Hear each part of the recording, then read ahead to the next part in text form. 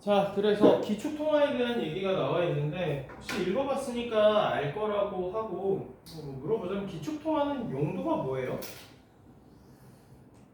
그러니까 국제 거래에서 기준을 삼아야 되기 때문에 기축통화가 있는 거야. 그럼 국제 거래에서 기준이 왜 필요한데? 기축통화가 없다고 하면 무역하는 나라의 가짓수가 제곱으로 늘어나지. 교차 환율의 가짓수가 제곱으로 늘어날 수밖에 없는데 모두가 기축통화를 고정을 시켜놓고 변동, 환율을 이렇게 바꾸면은 편해요.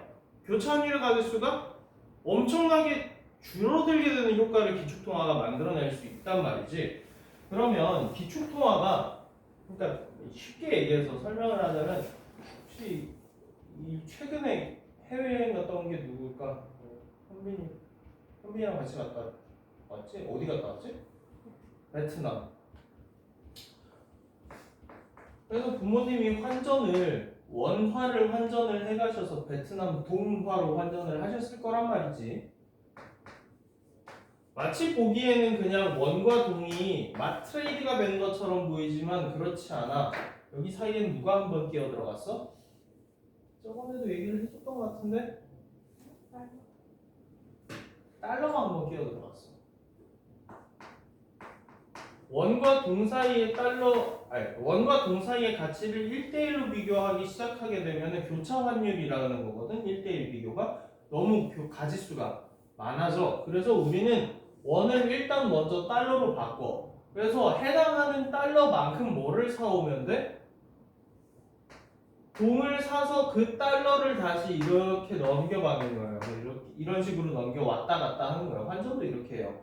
그래서 달러라는 기축통화가 있음으로 인해서 무역하기도 편하고요. 이제 돈 바꾸기도 훨씬 편해지는 그러한 효과가 있어요. 그래서 기축통화를 봅시다. 자, 기축통화는 국제거래에서 결제수단으로 통용이 되고 환율 결정에서 기준을 삼아줄 수 있는 통화랍니다. 방금 얘기했으니까 이해하시겠죠? 넘어가서 1960년대 트리핀 교수는 브레턴 우즈 체제에서의 기축통화인 달러화에 구조적인 모순이 있었대. 그럼 브레턴 우즈 체제는 원래부터 뭐를 가진다? 구조적으로 모순을 가지는 체제가 브레턴 우즈 체제인가 보다. 원래부터 뭐가 잘못되어 있었어. 한 국가와 서비스의 수출입 차이인 경상수지는 수입이 수출을 초과하면 적자이고 수출이 수입을 초과하면 흑자이다. 복잡하게 제발 생각하지 마시고 많이 사고 적게 팔면 적자, 많이 팔고 적게 사면 흑자. 당연한 얘기잖아. 그는 미국이 경상수지 적자를 허용하지 않아서 다시 말하면 흑자를 보면 맞지? 적자를 허용하지 않는다는 건 결국에 전 세계에 나는 뭐를 보겠다? 흑자 보겠다는 얘기네. 흑자를 보게 되면 전 세계 국제 유동성의 공급이 중단되면서 세계 경제는 크게 위축될 것. 자, 넘어가서 한 번 더 한 다음에 설명을 할게요. 반면에 그러면 적자를 계속해. 지속적인 적자야.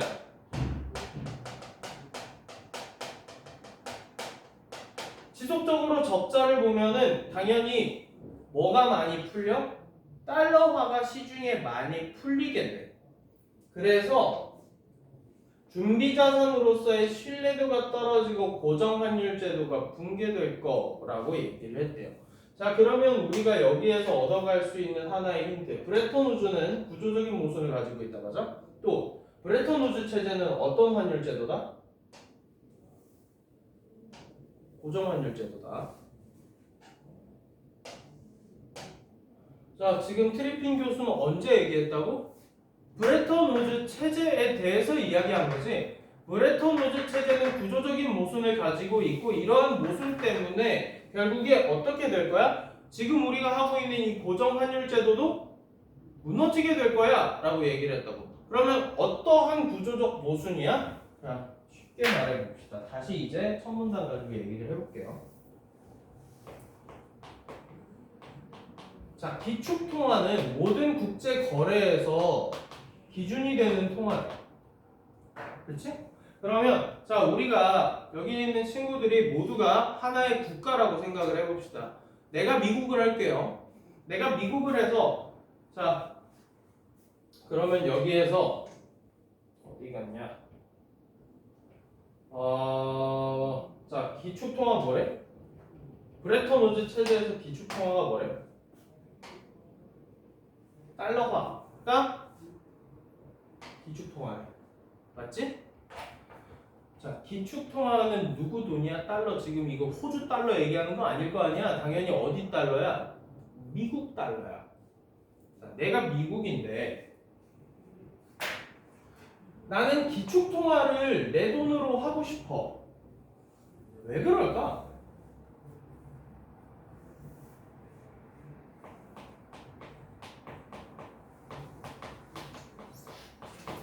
세계가 거래할 때 기준이 되는 거야. 자, 그러면 나 없으면은 세계는 뭘 못해? 거래를 못해. 자, 그러면 경상수지 적자부터 처음부터 천천히 갈게. 자, 경상수지를 적자 본다. 그러니까 미국이 기축통화가 이제 달러니까요. 경상수지를 적자를 보는 경우를 생각해 봅시다. 적자를 봤어. 내가 뭐를 많이 했다는 얘기야? 입을 수출보다 많이 했다는 얘기지?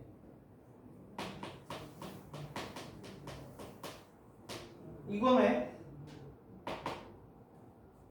자, 수입을 수출보다 많이 했어. 자, 그럼 쉽게 생각해봐. 얘들아, 나는 그러면 너네한테 물건을 어떻게 한다는 얘기야? 많이 산다는 얘기지.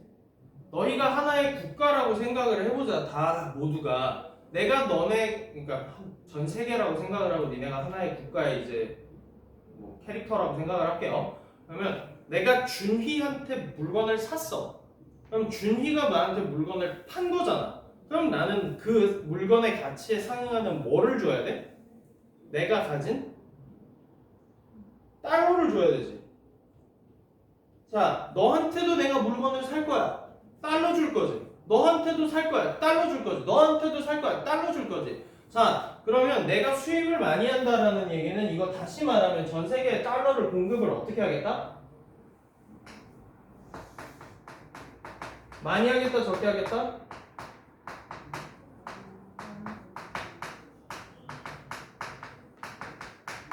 공급을 엄청 많이 하겠다는 얘기지. 자, 그러면 공급을 많이 하게 되면 화폐량이 많아진다는 얘기지. 이 세계 시장에 들어간 화폐량이 많아졌어. 맞아? 주아야, 맞아? 그럼 가치 어떻게 돼? 자, 계속 갈게요. 자, 공급이 많아졌어. 그러면 어떤 효과가 생겨? 달러 가치가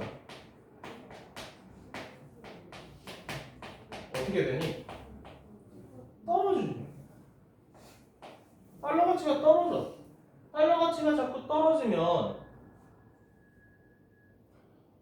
어떤 문제가 생겨? 너 개나 소나 달러 다 많이 가지고 있어. 그러면 그거 신뢰도가 있어 없어? 신뢰도가 없지. 신뢰도가 같이 떨어져. 달러 가치가 떨어지니까 달러 신뢰도가 떨어져.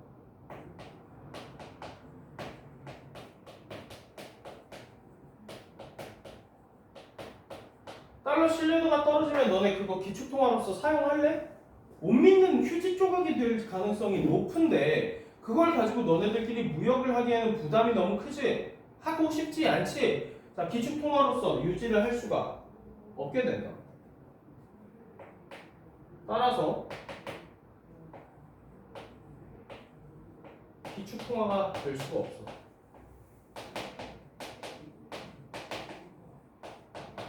자, 그러면 이게 경상수지 적자를 지속할 때 생기는 문제야. 졸리니? 눈 따가워? 눈 떠줘야 되는 떠줄게. 자, 그러면 이게 적자를 봐서 생기는 문제. 자, 그럼 흑자를 한번 생각해보자. 미국이 경상수지 흑자를 보겠대. 미국이 경상수지를 흑자를 본대. 나는 뭐를 하겠다는 얘기야? 너네한테 수입하겠다는 얘기야? 수출하겠다는 얘기야? 내가 이득 보겠다니까? 수출을 많이 해야 이득 보는 거지.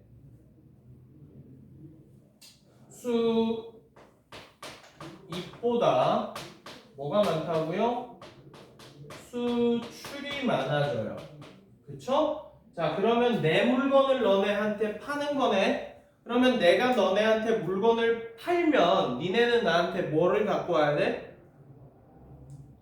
달러를 갖고 와야 되지. 전 세계 거래의 기축통화는 달러니까 너네가 나한테 달러를 다시 다 갖고 와야 된다고. 내가 줬던 달러 다시 내놔야 돼. 그러면 달러 공급이 어떻게 돼요?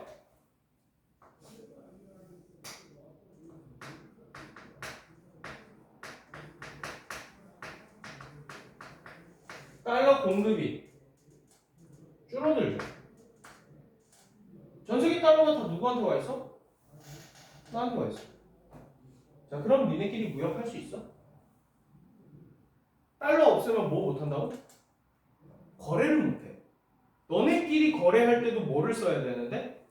달러를 써야 되는데 내가 달러를 다 가져가 버렸어. 그럼 너네끼리 무역을 못하지.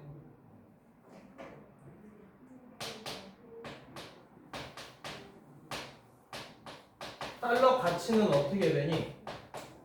필요하잖아. 너네 무역하려고 보니까 달러가 다 지금 미국한테 가 있어. 그러니까 달러를 구하고 싶잖아. 달러 가치가 올라가게 되네. 달러 가치가 올라가게 되면은 어떤 문제가 생겨? 자, 어떤 문제가 생기니? 너네 그거 함부로 막 쓸 거야? 함부로 막 쓰기 싫지? 가치가 높은 거니까. 최대한 비축해 놓고 싶잖아. 가치가 계속 오르고 있으니까.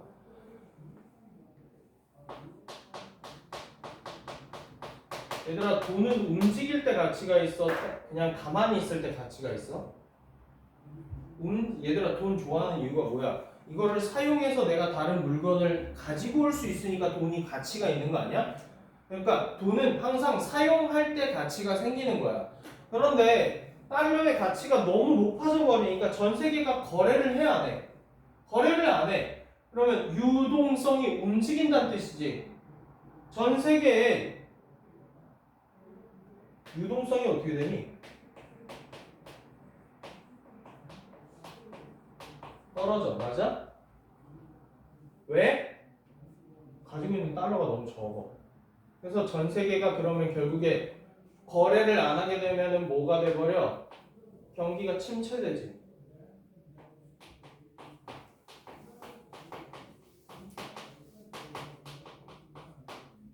그리고 내가 달러 공급을 안 줄였단 얘기야. 너네한테 내가 달러를 다 회수해 갔으면 너네들끼리 무역을 못하니까 사실상 달러 공급이 안 되면서 기축통화 유지가 돼? 아무도 안 가지고 있는 걸 기축통화로 쓸 수가 없잖아. 기축통화가 안 돼.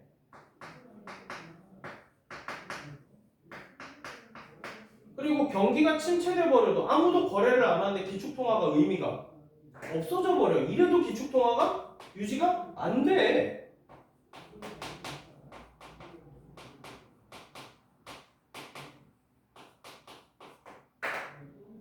자, 그러면 결국에 이 트리핀 딜레마는 뭐를 얘기하고 있는 거야?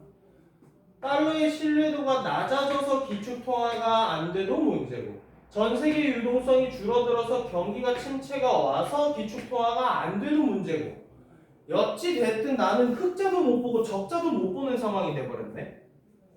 근데 내가 기축통화의 지위는 잃고 싶지 않아. 왜? 내 말을 니네가 다 잘 들었으면 좋겠거든. 너희들끼리 무역하는데도 사실 누가 참견하는 거야? 니네들끼리, 그러니까 주하랑 승이랑 둘이서 무역을 할 때도 누가 끼어들어와서 참견하는 거야? 내가 끼어들어가서 사실 달러 가지고 참견하는 거거든? 이거를 뭐라고 하는데? 전 세계에서 누가 제일 세냐? 미국이 제일 세단 말이야. 미국의 패권을 잃지 않기 위해서는 기축통화로서의 지위가 꼭 필요해. 여기까지 됐니? 그러면 트리핀 딜레마는 결국에 뭐에 대한 얘기였냐? 이게 딜레마지. 이러지도 못하고 저러지도 못하고 진퇴양난이네. 계속 읽어볼게요. 자, 이러한 필리핀 딜레마는 국제 유동성 확보. 국제 유동성은 왜 필요해? 전 세계 경기가 침체돼 버리면 안 되잖아. 국제 유동성 확보와 달러 간의 신뢰도 문제. 자, 국제 유동성 확보하려면 어떻게 해야 돼? 달러 가치를 올려야 돼, 내려야 돼? 내려야 되지. 그래야지 너희들이 많이 가지고 있을 수 있잖아. 내가 공급량을 늘린다는 건 달러 가치가 내려간다는 얘기고, 달러와의 신뢰도는 달러 가치가 올라가야 생기는 건데,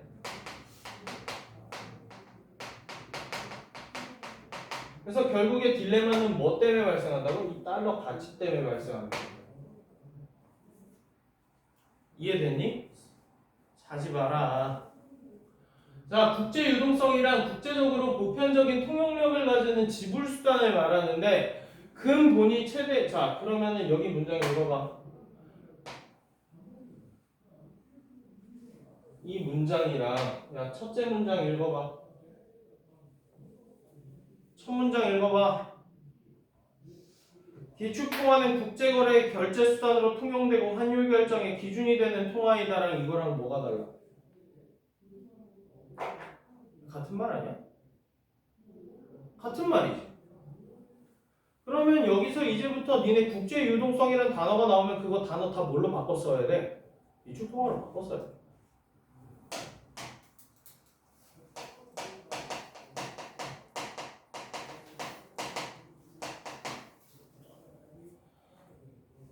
선생님 이해가 잘 안 됩니다. 국제가 무역을 하는 것과 기축통화가 어떻게 같은 말이 될 수 있어요? 국제무역과 기축통화는 화폐의 이름인데 어떻게 그게 같아져요? 자, 기축통화 없으면 니네 무역한다고 못한다고?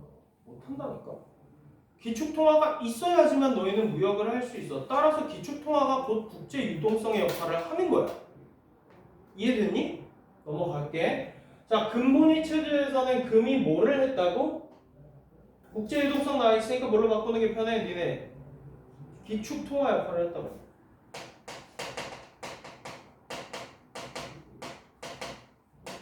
그래서 기축통화는 세계 거래 기준이 되는 건데 다른 말로 하면은 이거 그냥 국제유동성이야.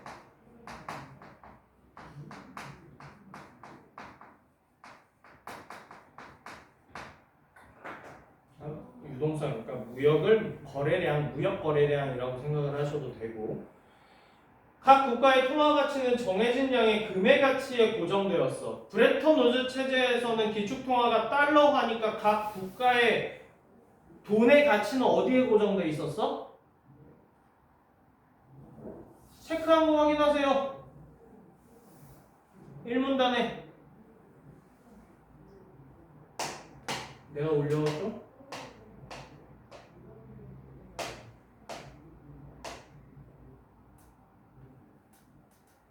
자, 기준이 뭐라고? 달러라니까? 근데 근본위제에선 기준이 뭐라고? 금이라니까? 그러면 자, 너네 금은 얘들아 새로운 금광이 막 엄청나게 큰 게 발견되고 그러진 않지? 이미 금은 지구에서 어느 정도 캘 만큼 다 캤어. 그게 다 이제 세계 어딘가에 다 뿔뿔이 흩어져 있는 거고, 개인이 보유한 것도 있고 국가가 보유한 것도 있을 것이고. 그런데 금이 국제 기축 통화의 역할을 했으며 각 국가 간의 통화 가치는 뭐에다가 결정하면 돼? 자, 우리 거래 뭘로 할 거예요? 근본이제예요. 나 일본 여행 가고 싶은데 나 원화밖에 없어요. 일본 엔화로 바꿀 거예요. 나 그러면 중간에 뭘로 한번 바꾼다고? 금으로 한번 바꾼 다음에 엔화를 받아갈 거예요. 맞아요? 통화 가치는 그러면 어디에 결정이 돼요? 금에 다 묶여 있어요. 맞죠? 금에 다 묶여 있어요. 이에 따라서 자, 통화 가치가 금에 묶여 있으면 환율은 당연히 환율이나 가치나 화살표만 반드시 같은 말인 거거든? 자동적으로 결정돼요. 뭐에? 뭐에 자동 결정이야? 정해진 양의 금의 가치의 환율이 자동 결정돼. 됐어? 그러니까 자기 나라가 내가 만약에 대한민국인데 금을 100톤 갖고 있다고 치자. 그럼 나는 원화를 얼마만큼만 찍을 수 있는 거야? 100톤만큼만 찍을 수 있는 거야. 그리고 전 세계 요즘 금 시세가 뭐 어느 정도 되더라 하면은 그만큼 따라서 이제 내가 원화를 찍으면 되는 거라고. 그래서 이후에 근데 브레턴 우즈 체제에선 국제 유동성으로 뭐가 추가됐어? 달러가 기축통화로 추가되었다라고 읽어도 되니?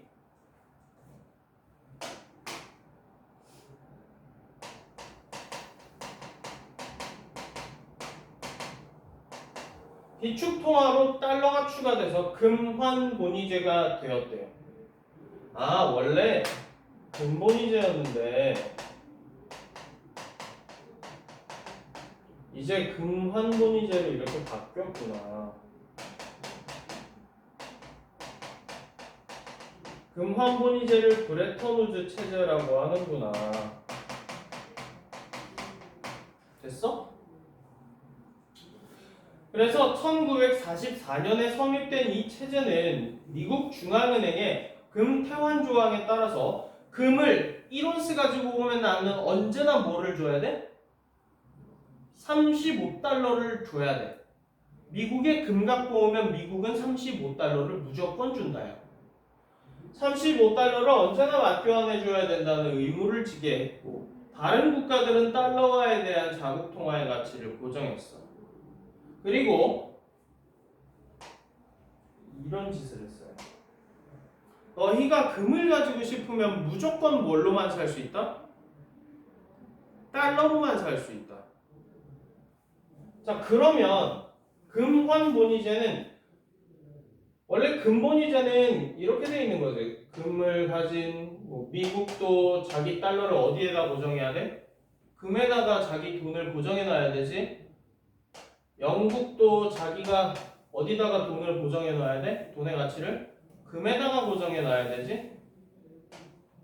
독일도 금에다가 자기 돈의 가치를 고정해 놔야 되고, 프랑스도 해야 되고, 뭐 전 세계에 있는 모든 국가가 그랬어야 됐지. 근데 금환본위제가 되니까 이제부터 자, 금 1온스에 35달러는 고정돼 있지. 맞아? 그럼 35달러 어디 나라 돈인데? 미국 돈이지. 미국은 금에다가 자기의 돈을 고정시켜 놓고 나머지 영국은 어디에다 고정시켜놔? 미국 달러에다가 자기 돈을 고정시켜놔. 왜? 어차피 너네 금 살려면 뭘로 바꿔야 되니까? 달러로만 바꿀 수 있으니까. 뭐 그러면 독일도 별 수 없지? 미국한테다가 맞춰놔야 되지? 프랑스도 어쩔 수 없지? 미국한테 맞춰놔야 되지? 야, 교차 환율의 가지수 어떻게 됐어? 환율의 가지수 늘었어, 줄었어?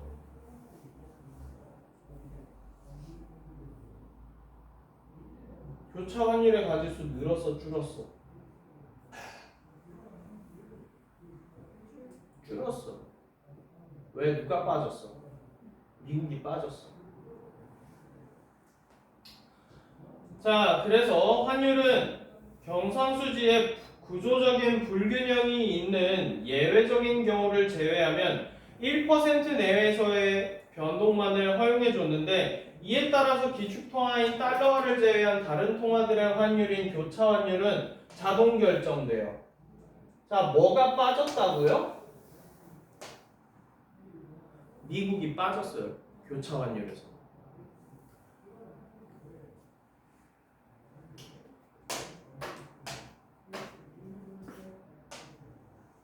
됐죠? 자, 이거 몇 년, 자, 졸린 것 같아 보이니까 알려줄게. 승희야, 1944년에 브레턴 우즈 체제가 완성이 됐대. 이게 가능했던 이유가 뭘까? 왜 하필 1944년이었을까? 무슨 일이 있었는 줄 아니? 1940년대 초반에 세계 2차 대전이라는 게 터졌는데, 독일이 유럽 전체를 다 점령했다라고 봐도 과언이 아니었어요. 독일과 친구들, 그러니까 프랑스랑 스페인은 독일 친구였으니까. 그러면 독일이 프랑스라는 거대 국가랑 전쟁을 해서 점령했잖아. 독일이 그냥 점령만 했겠냐? 근본이제였지. 아직 브레턴 우즈 체제가 등장하기 전이니까 근본이 제도였단 말이야. 금 귀한 거야, 안 귀한 거야? 근본이 제도에서 귀한 거야. 네가 독일인데 옆에 있는 준이가 프랑스라고 치자. 두드러 팼어. 준이가 금 갖고 있는 거 너 뺏어 갈 거야, 안 뺏어 갈 거야? 뺏어 가겠지. 자, 그 반대쪽, 유럽 반대쪽에, 자, 미국을 내가 기준으로 하면 왼쪽에 유럽이 있고 오른쪽에 아시아가 있단 말이야. 아시아에는 누가 거기서 다 깽판 치고 있었어? 비슷한 시기에? 일본이 깽판을 치고 있었어. 1930년대부터 중일전쟁을 시작하면서 중국을 거의 점령을 다 해버렸고, 중국만 점령했냐? 동남아시아 전부를 점령한 뒤에 태평양에 있는 필리핀까지 거의 다 먹어갔단 말이지. 그럼 거기에 있었던 아시아에 있던 모든 금 일본이 가져가, 안 가져가? 안 가져가? 착하게 나눠줄 거야? 내가 점령했는데 왜? 다 뺏어갔겠지. 자, 그럼 전 세계에 있는 금이 다 누구한테 가 있다고? 일본, 또 독일. 자, 근데 세계 2차 대전에 미국이 참전해서 독일을 두드려 팼어. 유럽에 있던 금 다 내가 다시 가져왔지. 독일 두드려 팼으면 내가 독일이 가지고 있던 금 안 뺏어왔겠냐? 나 미국인데 뺏어왔지. 그리고 일본도 나한테 시비를 걸었는데 44년쯤 됐으면 일본도 곧 패망이 확정이야. 쟤네가 가지고 있는 금도 내가 곧 다시 다 뺏어 올 거란 말이지. 전 세계의 금이 다 누구한테 와 있게 됐어? 미국한테 와 있게 됐어. 자, 그러니까 어차피 니네 금 없어. 그러니까 유럽에서 일어났던 세계 2차 대전은 사실 지들끼리 치고받다가 병신된 거지. 원래 세계에서 제일 잘 나가는 나라가 유럽에 있는 나라들이었는데 지들끼리 치고받다가 팔다리가 다 잘렸어. 내가 그러니까 가가지고 난 겁나 멀쩡했거든. 저 먼 섬나라에 섬 대륙에 떨어져 있었으니까. 그냥 슬쩍 가가지고 그냥 떼찌떼찌 좀 하니까 이제 다 병신돼 있어. 이제 내가 세계 1장이네. 미국 이길 수 있는 나라 이제 없네. 그럼 이제 근본 이제 하고 싶냐? 어차피 금 다 나한테 있는데. 야, 이제 기축통화 달러로 해라. 니네 노 할 수 있어? 못해. 그래서 기축통화에 달러를 집어넣었어. 근데 내가 생짜로 그냥 달러만 기축통화로 해라 그러면 너네는 불공평하다고 들지? 왜 그래야 돼? 쟤네 나라 돈을 왜 내가 기축통화로 써야 돼? 불공평하네. 그러니까 원래 세계 제일 열강이었는데 그나마 세계 2차 대전에서 승전국이었던 나라가 프랑스야. 뭐 점령됐다가 독립한 거고 영국 남아 있었지. 영국은 그래도 조금 발언권이 조금 있단 말이야. 미국한테 야, 그건 좀 심하지. 어떻게 달러로만 기축통화를 하냐? 너무 그건 좀 과하다. 금 그래도 냅둬. 근데 미국 입장에서도 그걸 꼭 다 들어줄 필요는 없어. 그러니까 알았어. 니네 입장 내가 이해해줄게. 그러면 알았어. 기축통화 금에다가 달러를 추가시키는 방법으로 가자. 대신에 니네 금을 가지고 오면 내가 무조건 달러를 나눠줄게. 자, 근데 달러를 나눠주는 방법이 꼭 금으로만 바꿔줄 수 있어? 자, 아까 전에 내가 뭐라 그랬어? 경상수지에서 적자를 본다는 얘기는 내가 너네한테 금 받고 달러 주는 거야? 물건 받고 달러 주는 거야? 물건 받고 달러 주는 거지. 금 받고도 달러 주고 물건 받고도 달러 주고. 근데 언제나 1온스당 35달러를 내가 바꿔줘야 되는데 야, 당연히 그러면 금보다 내가 달러를 많이 찍었겠지. 당연히 그런 거 아니야? 달러를 더 많이 찍었어. 여기까지 이해되니? 이래서 브레턴 우즈 체제가 44년도에 성립이 될 수 있었던 거고. 넘어와서 1970년대 초에 미국은 점점 뭐가 누적돼? 경상수지 적자가 누적된다라는 말은 다시 말하면 이거 무슨 뜻이니? 달러를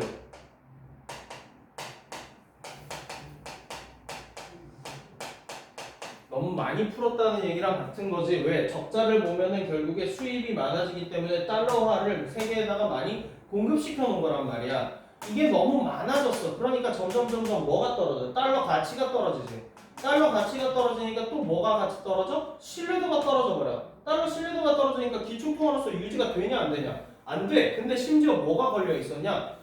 달러 가치가 계속 낮아져야 되는데 나는 언제나 35달러 가지고 오면 내가 금 1온스를 바꿔줘야 돼. 나 금 있어 없어 이제?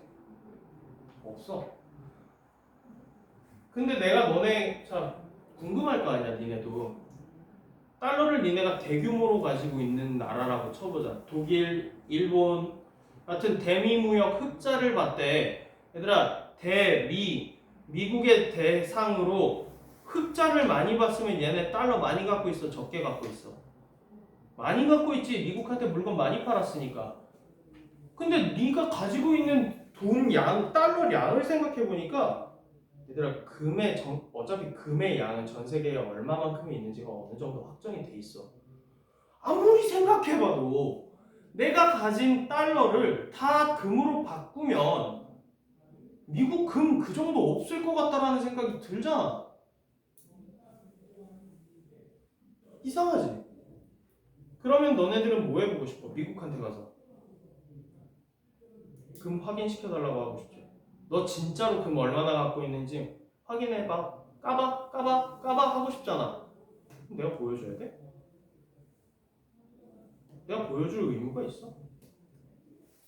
보여줄 필요도 없어. 보여달라 그러면 나 뭐라고 하면 되냐? 승희가 이제 대미무역 흑자국인 일본이라고 치자. 넌 달러를 많이 갖고 있는데 미국이 그만큼 금을 안 가지고 있다라는 생각이 들어서 어느 날 나한테 찾아왔어. 저기 형 죄송한데 가지고 계신 금 좀 제가 확인할 수 있을까요? 그러면 나 뭐라고 하면 끝나니? 너 일본이지? 몇 년 전에 나한테 핵 맞지 않았냐? 나 못 믿어? 아, 너 나 못 믿는 거야? 알겠어. 그럼 하지 마. 야, 그냥 너랑 무역 안 할래. 그러면 너랑 무역을 안 하면 그 달러를 딴 데다가 써야 되는데 그거 어디다 쓸 거야? 별 수 없지. 미국은 그래서 한 번도 브레턴 우즈 체제하에서 자신이 보유한 금의 액수를 남한테 공개한 적이 없어. 안 보여줘도 돼. 뭐 어쩔 건데. 배째라야. 뭐 어쩔 건데. 그런데 달러를 내가 너무 많이 풀어놨는데 금태환 조항 의무가 우리는 계속 있다라는 걸 잊지만 미국은 우리는 계속 뭘 해야 돼? 이 상황에서 금 1온스 35달러의 고정이야. 맞아? 근데 내가 달러를 너무 많이 풀어놨고 내가 슬슬 금이 그만큼 없다라는 게 너희들도 눈치를 까기 시작하니까 너네 이제 달러 안 가지고 싶지? 달러 안 갖고 싶지? 그럼 뭐 갖고 싶은데? 금으로 바꿔달라고 나한테 와서 이제 떼쓰겠지? 근데 나 금이 있다고 없다고? 문제가 생겼네. 자, 그러면 어떻게 이걸 해결해 나가는지 봅시다. 해결은 쉽습니다. 자, 미국의 금 준비량이 급감했어요. 너무 많이 내가 달러를 줬으니까 금을 이제 더 이상 바꿔줄 수가 없어. 이에 따라서 미국은 달러와의 금 태환 의무를 더 이상 감당할 수 없는 상황이에요. 그러니까 금이 없다예요. 더 이상 바꿔줄 만큼의 금이 없어요. 도달했다. 이를 해결할 수 있는 방법은 첫 번째 솔루션 1. 달러화의 가치를 내려버려요. 달러화의 가치를 왜 내리면 될까요? 지금까지 얼마? 1달러에 35달러의 금 1온스였지? 달러화 가치 내리면은 어떻게 돼? 1온스에 39달러 해도 되는 거지. 가치가 내려갔네. 가치가 내려가니까 어떤 효과가 있어? 과잉 공급돼 있던 달러를 내가 더 회수해 올 수 있는 방법이지. 지금까지는 35달러에 바꿔줬어야 되는데 이제 니네 39달러에 바꿔줘야 돼. 그러면은 나는 니네가 39달러 갖고 와야 1온스 줄 거지. 그럼 내가 많이 풀어놓은 달러를 다시 회수해오는 효과가 있다. 이게 첫 번째 솔루션. 그래서 솔루션 첫 번째. 여기 안 나오지? 여기 카메라 어디까지 나오니? 어디? 여기까지? 여기까지? 여기까지? 자, 그러면 밑에다 쓸게요. 여기 살짝 지우고. 이게 딜레마인데 딜레마 해결책 1.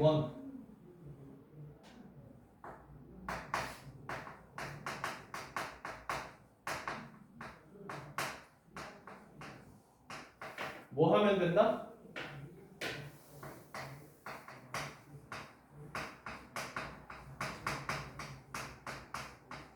달러 가치를 내리는 이걸 뭐라고 불렀어? 평가절하라고 불렀지?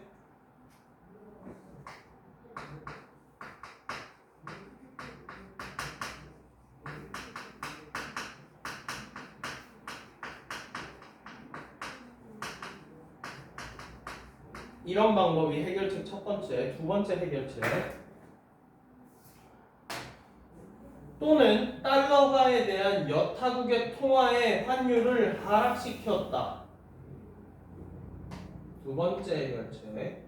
다른 나라의 통화, 화폐의 환율을 떨어뜨렸다.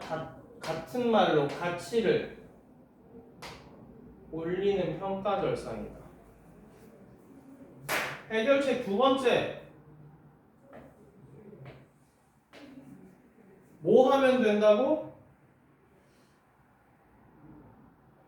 얘들아, 환율을 내리는 거는 환율을 내렸다, 가치를 올렸다 같은 말이지.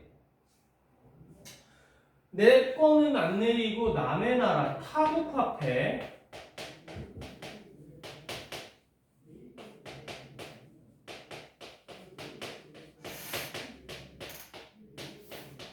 타국 화폐 가치를 올리는 이거를 뭐라고 불렀어? 타국 화폐를 평가 절상한다.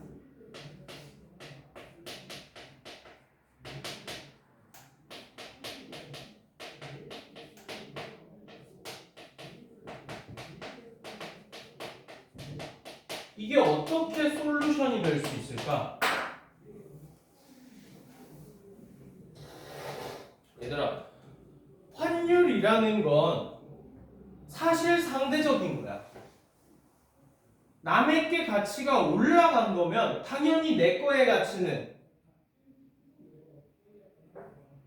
제 가치랑 내 가치랑 비교해야 되는데 제 가치가 올라갔으면 내 가치는 자동으로 어떻게 된 거야?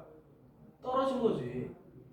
내가 안 내렸다고 하더라도 제게 비싸지면 내게 상대적으로 싸진 거야. 그러니까 대미무역 흑자국의 화폐 가치를 올려버리면 내 화폐 가치가 내려가는 효과가 생긴단 말이야. 그래서 타국 화폐 가치를 올리는 평가절상도 해결책 두 번째였어. 자, 첫 번째 해결책 어떻게 되나 보자. 자, 하지만 브레톤 우즈 체제에서 1번 솔루션은 규정상 불가능이야. 못해. 끝났네. 그러면 남은 선택지 뭐밖에 없어? 타국 화폐 가치를 올리는 평가절상밖에 없지. 그래서 두 번째, 독일, 일본 등의 주요국은 평가절상을 하라고 했는데 해 안 해? 왜 안 해? 왜 안 해? 왜?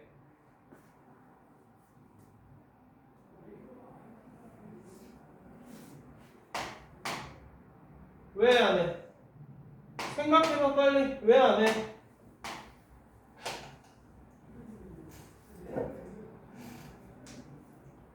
야, 니네 나라 돈의 가치 올리라고 하는 거야. 자, 예를 들어줄게. 나 미국인인데, 제가 미국인데요. 저한테 대미무역 흑자를 많이 보셨던 독일, 일본, 너네들 나한테 물건 많이 팔았다는 얘기지. 흑자 봤다는 얘기는 나한테 물건 많이 팔았다는 얘기다. 자, 니네 이제 가치 올려라 했다라는 거는 너네 환율 어떻게 되는 거야? 환율 내리라는 거지. 니네 환율 내리라는 얘기지. 니네 환율 좀 내려라. 야, 같은 말이야 이거. 나한테 물건 팔지 마요. 니네 물건이 이제 가치를 올려버리면 미국에서 팔려 안 팔려? 니네 물건 비싸 싸? 비싸졌지? 그러면 미국 사람들이 니네 물건 살까 안 살까? 안 사. 너네 그러면은 수출하고 싶어? 수출 안 하고 싶어? 수출하고 싶지. 수출은 하고 싶으니까 평가 절상을 한다고 안 한다고? 안 한다고. 차일피일 뭉개버리면서 미국이 제발 평가 절상 좀 해라, 평가 절상 좀 해라 했는데 안 해. 그러니까 선생님들이 니네 맨날 공부해라, 공부해라 하는데 니네 어떻게든 공부 안 하잖아. 어떻게든 제발 뇌를 쓰면서 읽어라, 뇌를 쓰면서 읽어라 해도 대충 눈깔로 문지르고 끝내잖아. 자, 그럼 방법 있어 이제? 미국이 선택할 수 있는 방법이? 없어. 자, 뭐 하면 되냐? 1번 솔루션 왜 안 된다고요?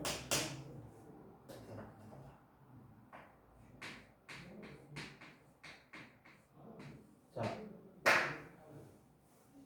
규정상 불가능하고 두 번째는 얘네들이 협조를 안 해. 그러면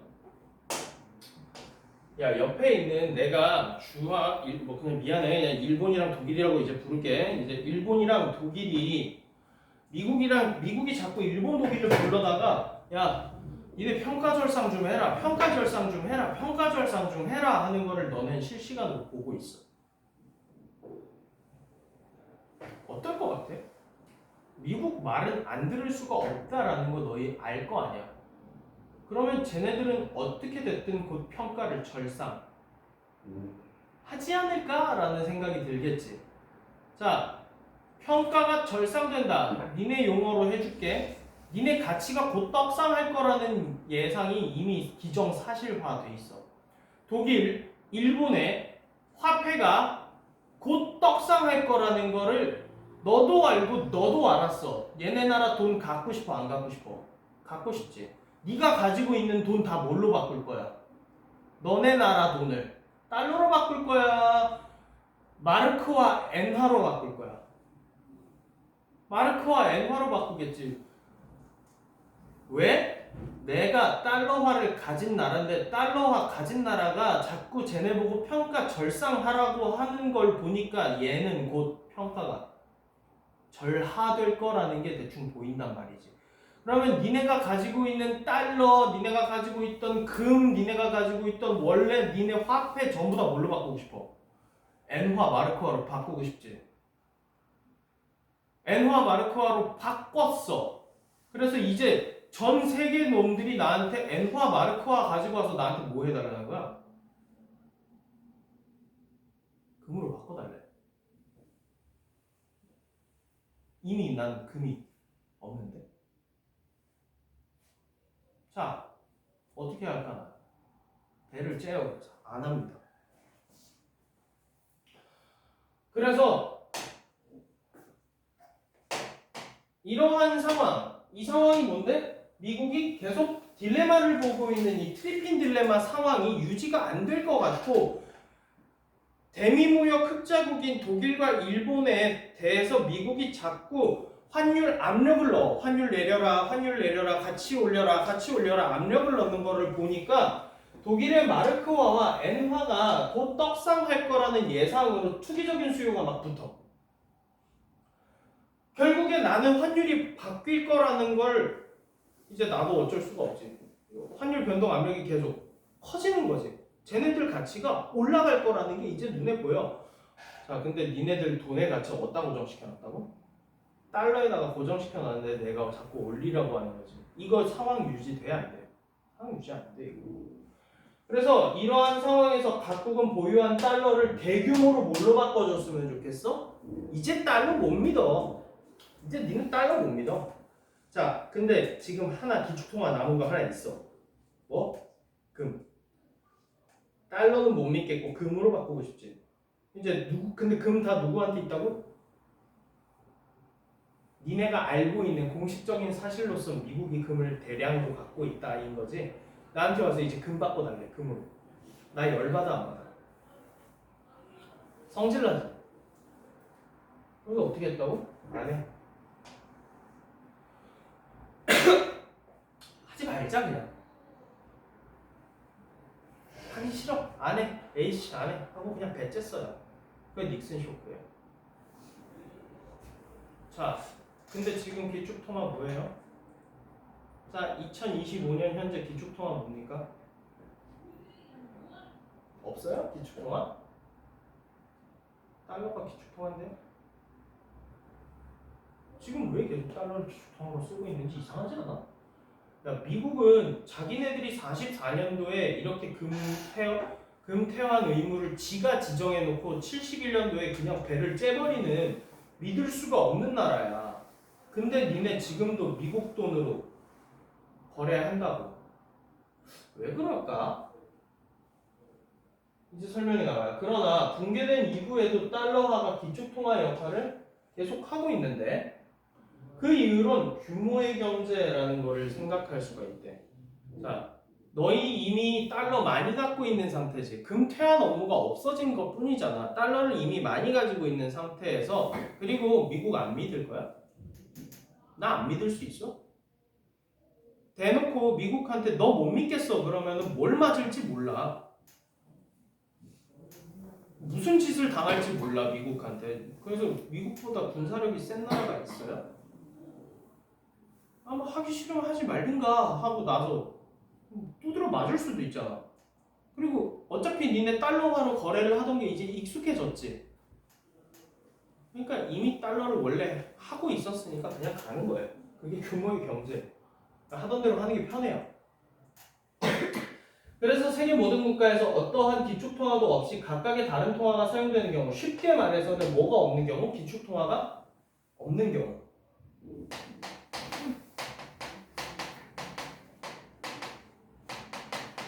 두 국가를 짝짓는 수만큼의 환율의 가지수가 생기게 된다. 그러니까 제곱으로 늘어난다라는 얘기지. 그러나 하나의 기축통화를 중심으로 외환 거래를 하면 어때요? 편해요. 비용이 절감돼요. 자, 여기까지가 트리핀 딜레마에서 이 평가원에서 알려줄 수 있는 한계예요. 실제로 저 이유만으로 계속 미국이 기축통화를 유지하는 걸까? 세계를 그렇게 만만하게 봐? 자, 이제부터 여기까지가 지문이었고요. 뭐 보실 분들은 지문에 대해서 보실 분들은 여기서 그냥 문제 푸시면 되고 나머지 뒷설을 좀 더 알려줄게. 자, 배를 쬐어요. 자, 근본이제 근본이제를 그려볼게. 기축통화의 역할을 하는 건 금뿐이야. 따라서 미국도 마찬가지, 영국도 마찬가지, 프랑스, 독일, 일본, 한국. 아, 미안. 이때는 조선이 없었지, 세계에서. 그냥 일본이었지. 미안, 없었네. 다 금으로 바꿔야 되지. 근데 브레턴 우즈 체제가 되니까 어떤 방식이 됐어? 금에 도를 고정했다. 미국은 금에다가 고정했어. 금 1온스에 얼마로? 35달러에다가 내가 고정을 시켜놓고 너네들은 이제 어디다가 고정시키면 돼? 내 거에다 고정시켜라. 자, 일본, 영국, 프랑스, 독일. 자, 교차 환율의 가지수 줄어들죠? 근본이제에서 이거는 무슨 본이제야?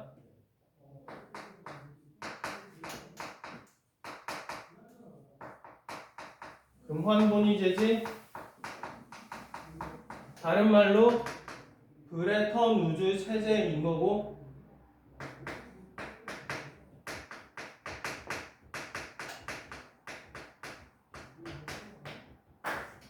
자, 근데 내가 배를 짰어요. 이제 금 안 바꿔줄 거야. 나 금 없어. 그러면 그냥 그렇게 넘어갔으면 아무도 미국을 더 이상 믿지 않았을 거야. 어떻게 믿냐? 니네 같아도 안 믿겠지. 약속을 밥 먹듯이 파기하는 애들인데. 그럼 미국도 방법을 찾아야 되겠지. 기축통화로서 달러가 유지돼야 되는 거는 미국도 좋은 거잖아. 달러가 기축통화인 게 좋잖아. 그럼 너네들한테 야, 미안해. 나 브레튼 우즈는 깰 테니까 다른 걸로 좀 어떻게 해주면 안 될까라는 걸 들고 와야 될 거 아니야, 미국도. 그래서 1970년도에 어디를 쳐들어가게요? 중동을 쳐들어가요. 님들 땅 파서 금 나오는 게 좋아요? 땅 파서 석유 나오는 게 좋아요?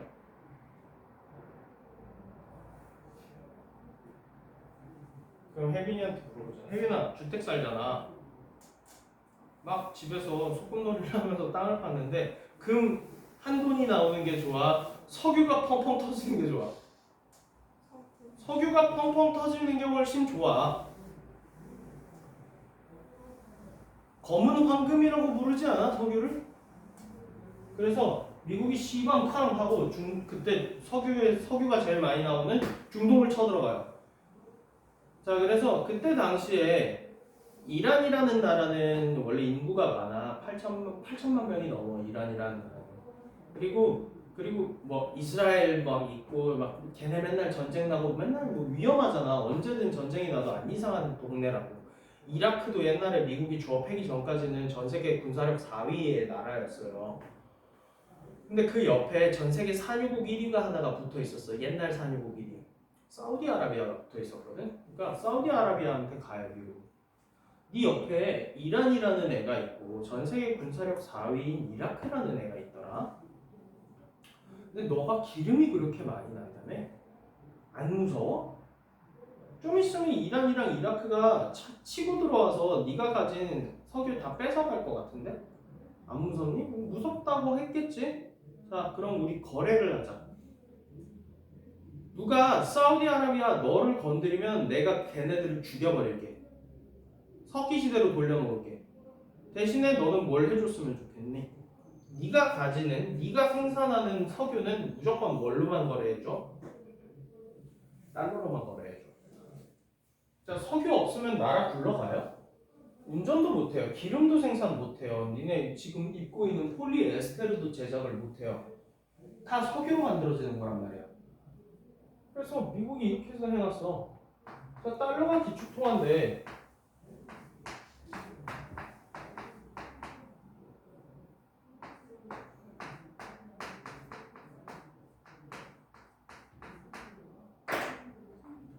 이렇게 바뀐 거야. 석유본이지. 자, 불만 있어? 불만 없지? 뭐 달러 없으면 니네 이제 뭘 못 산다니까? 금은 이제 관심 없고 니네 기축통화인 달러를 가지지 않으면 니네들은 뭐를 구할 수 없다고? 석유를 구할 수 없다고. 석유를 구하지 못하면 금이 없는 수준의 문제가 아니야. 그냥 운영이 안 되더라가. 니네 말 타고 다녀야 돼. 석유 없으면 말 타고 다닐 거야? 사장님 테슬라 전기차 타면 되죠. 전기는 그럼 뭘로 생산하는데? 석유 없으면 아무것도 못해요. 자, 그래서 지금도 달러가 기축통화를 유지하고 있는 실질적인 이유예요. 근데 지금 미국이 중동에서 손을 떼버렸죠. 관심 없죠. 아프가니스탄에 손 털고 나왔고 이스라엘이 거기서 뭔 깽판을 치든 이스라엘 편들면서 관심 없단 말이야. 전 세계 산유국 1위가 어디니까? 미국이니까. 이제 알바 아니에요. 이제 그 어떤 것도 미국의 알바가 아니야. 그리고 우리나라랑 일본, 대한민국, 대만, 독일을 많이 봐줬어, 미국이. 잘 사는 나라잖아, 세계에서 그래도. 왜 잘 사는 나라가 됐는데? 미국한테 수출 많이 해서 그런 거야. 미국이 봐줬어. 왜? 고기방패야. 미국의 고기방패야. 여기까지는 몰라도 되니까 그냥 문제 빨리 봅시다. 자, 윗글을 통해 답을 찾을 수 없는 질문을 찾으랍니다. 자, 브레턴 우즈 체제가 붕괴된 이후에도 달러가 기축통화로서 역할을 수행할 수 있었던 이유, 여기 제시문에 보시면 규모의 경제라고 나와 있고요. 붕괴 이후에 세계 경제 위축에 대해서 트리핀은 아무 말도 한 적이 없어요. 트리핀이 얘기한 건 뭐야? 그냥 브레턴 우즈 체제의 구조적인 문제야. 브레턴 우즈 체제 하에서 미국의 중앙은행은 금태한 의무를 수행해야 되고, 브레턴 우즈 체제에서 국제 유동성의 역할을 한 거는 뭐였는데요?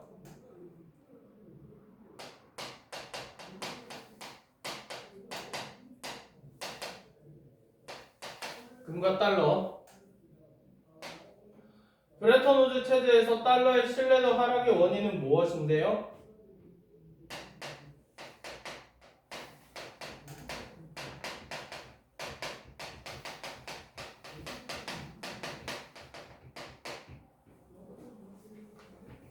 됐어? 넘어갈게.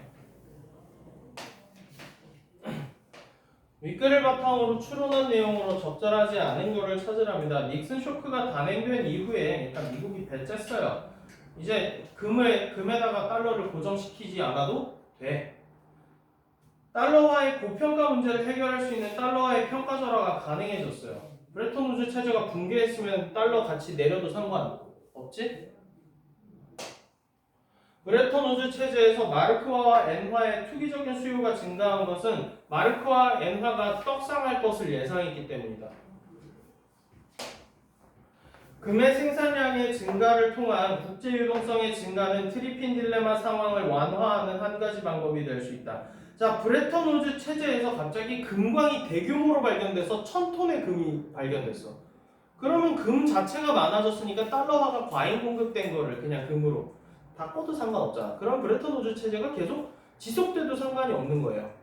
그래서 금 생산량이 올라가면은 완화가 되는 방법이 될 수도 있어요. 지금은 택도 없는 얘기겠지만 금이 기축통화가 아니니까요. 자, 넘어가서 트리핀 딜레마는 달러화를 통한 국제 유동성의 공급을 중단할 수도 없고,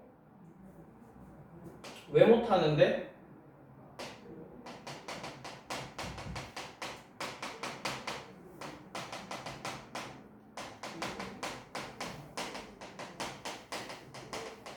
경기 침체돼 버리니까 못하고, 그 다음에 공급을 무한정 늘리면 어떻게 돼? 달러와의 신뢰도가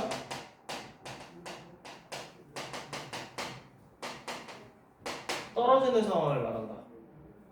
그래서 결국에 국제 유동성과 달러 신뢰도 간의 문제가 트리핀 딜레마이다.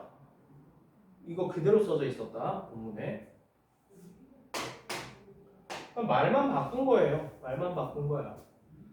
자, 브레턴 우즈 체제에서 마르크화가 어떻게 됐대?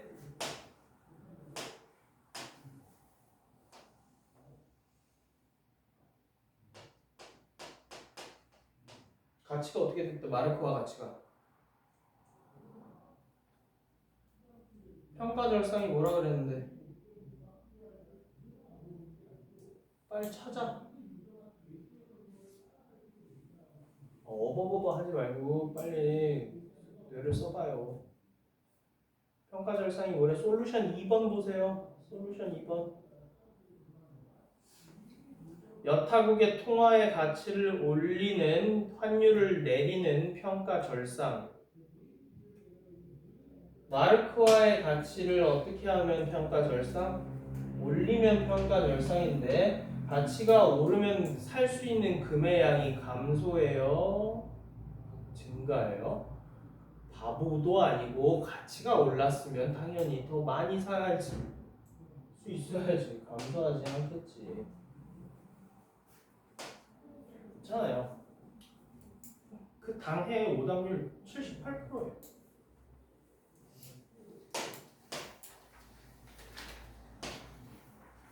미국을 포함한 세 국가가 존재하고 각각 다른 통화를 사용할 때 기억니은에 대한 설명이네. 아싸, 이거 안 읽길 잘한다. 디귿만 하면 되겠네. 디귿은 뭐예요?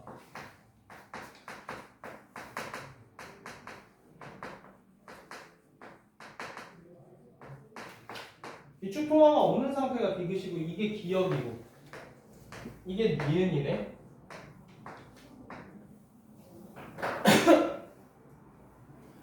자, 근본이제에서 자동적으로 결정되는 환율의 가지수는 금의 자국 통화의 가치를 고정하다. 이게 무슨 뜻이니? 다른 말로 기축통화가 뭐다? 금이다잖아. 그러면 이게 근본이제 아니야?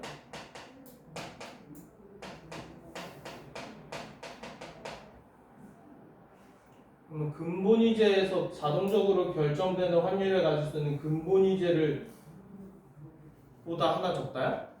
뭐 역설법이야? 같겠지 당연히.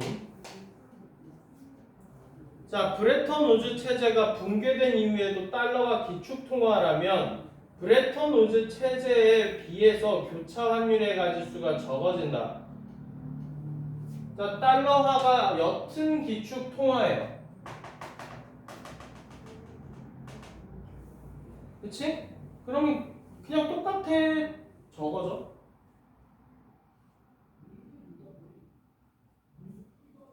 브레턴 우즈 체제가 붕괴된 이후에도 그냥 달러가 기축통화라면 브레턴 우즈 체제에 비해 교차 환율의 가지수가 적어져. 그냥 그대로야.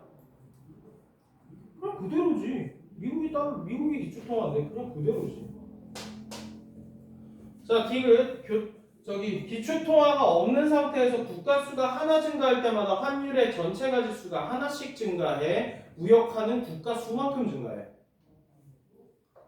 무역하는 국가수를 짝짓는 만큼 증가한다니까? 기하급수적으로 증가한다니까요? 뭐 하나씩 이럴 거면 그냥 없이 해. 이 정도는 할 수 있어. 자, 그러면 근본이제에서 브레턴 우즈 체제로 바뀌면 자동으로 결정되는 환율의 가지수가 많아져요? 많아져요? 적어져요? 똑같아요? 적어져요. 누가 빠졌어요? 미국이 빠졌어요. 브레턴 우즈 체제에서의 교차 환율의 가지수. 자, 그러면 브레턴 우즈 체제는 기축통화 있는 거야, 없는 거야? 있는 거는 기축통화가 없는 거보다 가지수가 적다. 기축통화 왜 한다고? 교차 환율의 가지수를 줄이기 위해서 하는 게 기축통화 아니었어? 당연한 얘기네.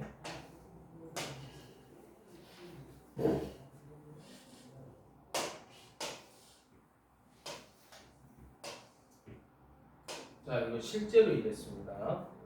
제가 바꿔드릴게요. A는 미국이고요. B가 독일이고요. C가 일본이에요.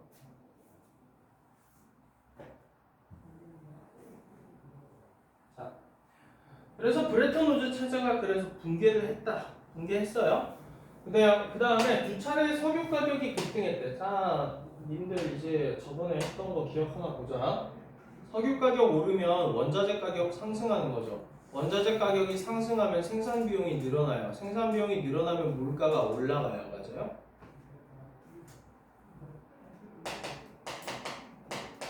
물가가 막 미친 듯이 올라버리게 되니까 미국은 얘들아 물가가 오른다는 건 사람들한테 지금 돈이 너무 많이 풀려 있는 거잖아 시장에. 그러면 시장에 있는 돈을 내가 쭉 빨아들여야 돼. 그러면 뭐를 올려? 금리는 이자율이야. 이자율을 올려. 그러면 너희들이 돈을 나한테 싹 빨아가겠지. 그럼 물가가 어느 정도 조정이 될 거란 말이야. 그래서 금리를 올렸어. 금리를 인상했다. 그래서 이자율을 올렸어. 이자율을 올려버리니까 어떻게 됐어? 통화 공급이 감소했어. 자, 그러면은 달러 가치 어떻게 됐어요? 올라갔어요? 내려갔어요?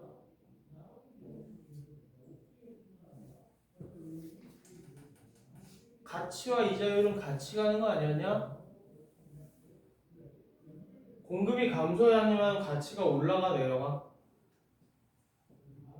공급이 줄었어. 흔해 안 흔해? 귀하지? 귀하면 가치가 올라가 내려가? 올라가. 그러나 처음에는 그럴 수 있어요. 연습행. 여기에 미국이 소득세 감면과 분비를 막 늘려요. 베트남 전쟁 중이었거든. 그래서 근데 베트남 전쟁은 국민들이 지지하는 전쟁이 아니었단 말이지. 그래서 국민들의 여론을 잠재우기 위해서 뭐를 하냐면 소득세를 까줘. 소득세를 안 받겠다고 해. 그 다음에 금리가 막 늘어나니까 미국의 금리가 다시 어떻게 돼요? 올라가요. 가치가 또 올라갔어. 자, 기억 안 나? 이자율이 오르면 자, 너네 이자율 있다고 치자. 얘네 이자율이 쟤네보다 많이 줘. 그러면 네 입장에서 여기에 돈 넣을래? 저기에 돈 넣을래? 여기에다 돈 넣겠지. 금리를 많이 주는 데에다가 돈을 넣고 싶지. 그러면 얘네 나라 돈을 바꿔야지 얘네 은행에다 돈을 넣을 거 아니야. 얘네 화폐의 수요가 어떻게 돼? 증가하지. 화폐 수요가 증가한다는 거 본 가치가 올라간다고. 서운하게 하지 마세요. 금리를 인상시켰다. 가치를 또 올려가요. 달러 가치가 미친 듯이 올라가요. 이거 사실 달러 가치가 너무 많이 올라가면 어떤 문제가 있어? 세계 경기가 위축될 수도 있잖아. 세계의 기축 통화가 별로 안 풀려 있다는 얘기잖아. 높은 금리로 인해서 대량의 외국 자본이 미국으로 들어왔는데, 그럼 미국 외국 자본은 미국으로 들어왔다라는 얘기는 뭘로 자기 돈을 바꿨다는 얘기야? 외국 자본이 달러로 자기 돈을 바꿨다는 얘기네. 자, 그러면 달러의 수요가 또 증가했네요. 달러 가치가 어떻게 됐어요? 또 올랐네요.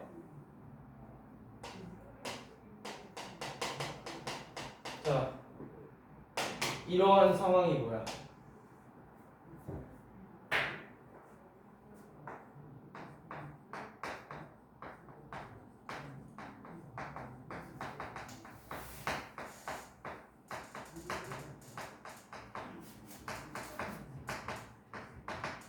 맞아? 달러 가치가 너무 높은 게 지금 문제 상황이지. 자, 그러면 어떻게 하고 싶어?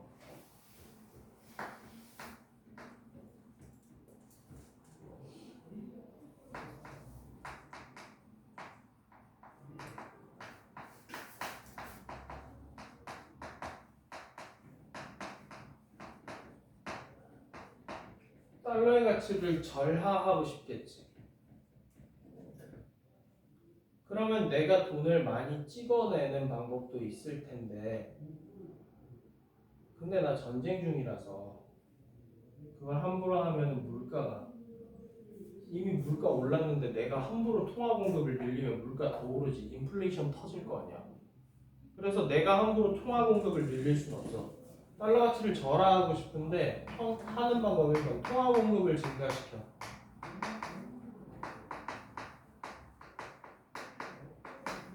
이거 돼 안 돼?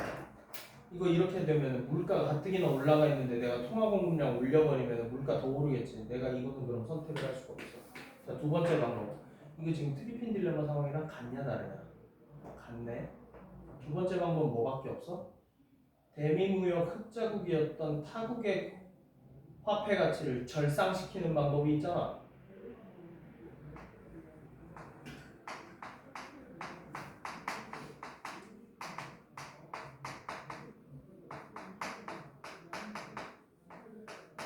타국의 환율을 올리는 거야, 내리는 거야? 올리는 거야, 내리는 거야? 환율은 내려야지.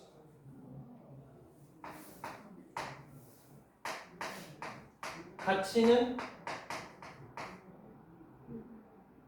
올리는 거야, 내리는 거야? 올리는 거야.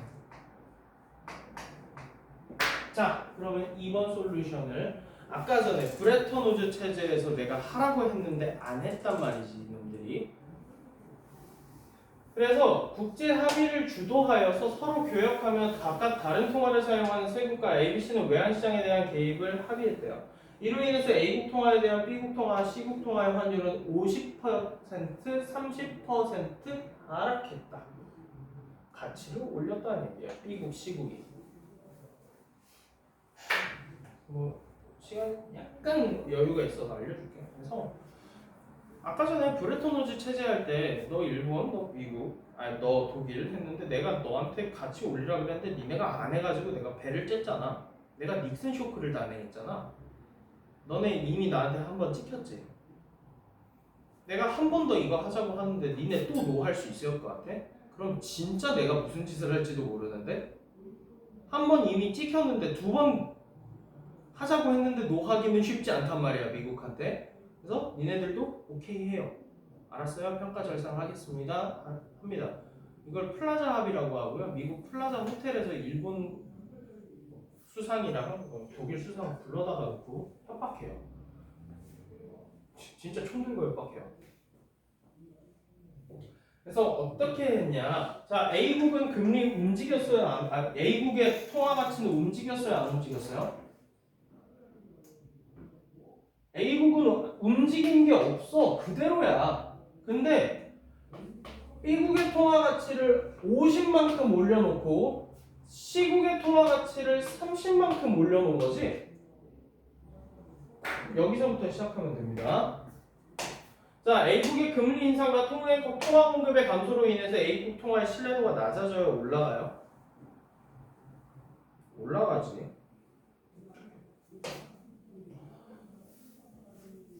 틀렸고요. 자, 왜 국제 합의로 A국 통화에 대한 B국 통화의 환율은 떨어졌어요? 맞아요? 애초에 내리라고 합의를 주도했다며. 그래서 B국 통화가 50% 내려갔다며 환율. 국제 유동성 공급이 증가해서 A국 통화의 가치가 상승했어요?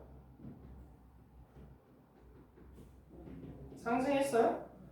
자, B국 통화의 가치를 올려놓는 평가 절상을 하니까 달러화의 가치가 내려간 효과를 받는 거 맞아? 국제 유동성이 증가한 건 맞겠지. 그럼 A국 통화 가치가 상승하냐? 하락하냐? 하락하지. 다른 모든 조건이 변하지 않았다면 국제 합의로 인해서 A국 통화에 대한 B국 통화의 환율과 B국 통화에 대한 C국 통화의 환율은 모두 하락했겠군. 자, A국에 대한 B국 통화의 환율은 하락한 게 맞아. 그러면 B국 통화에 대한 C국 통화의 환율은 하락했니?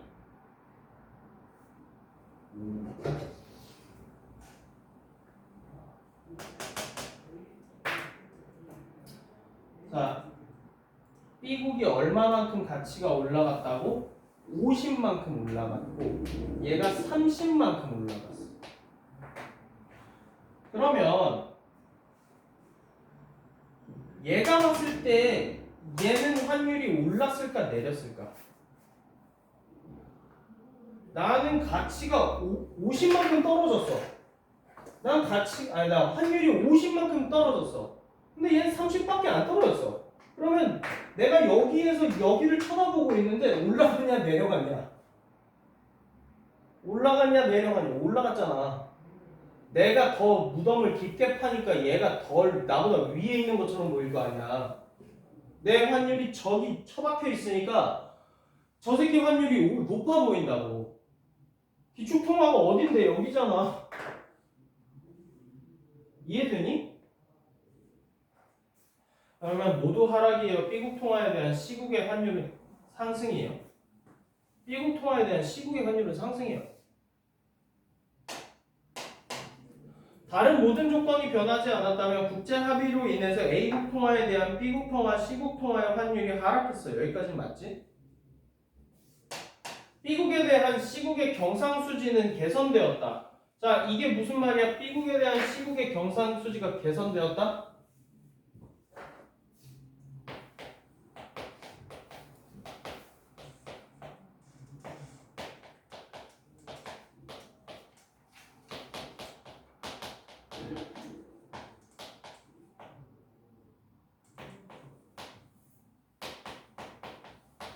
이거 맞아? B국에 C국이 수출을 많이 했다 맞아? 그러면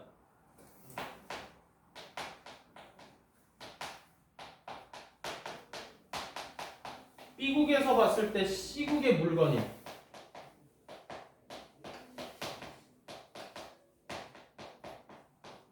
저렴하다는 거네. 맞냐? 그러면 B국에 대한 C국의 경상수지가 개선됐어. 자, B국은 50만큼 가치가 올랐고 C국은 30만큼 올랐어. B국 입장에서 C국 물건 싸 비싸?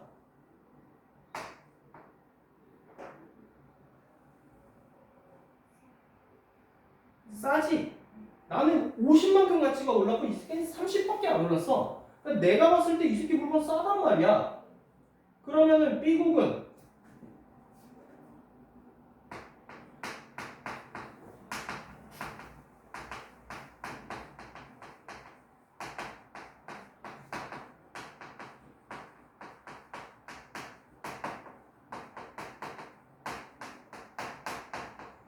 이거 맞냐? B국이 C국의 물건을 많이 사는 거? 나는 이만큼 올랐는데 얘가 요만큼 올라갔으니까 얘가 봤을 때 얘는 저렴하고 많이 사요 안 사요? 많이 사요.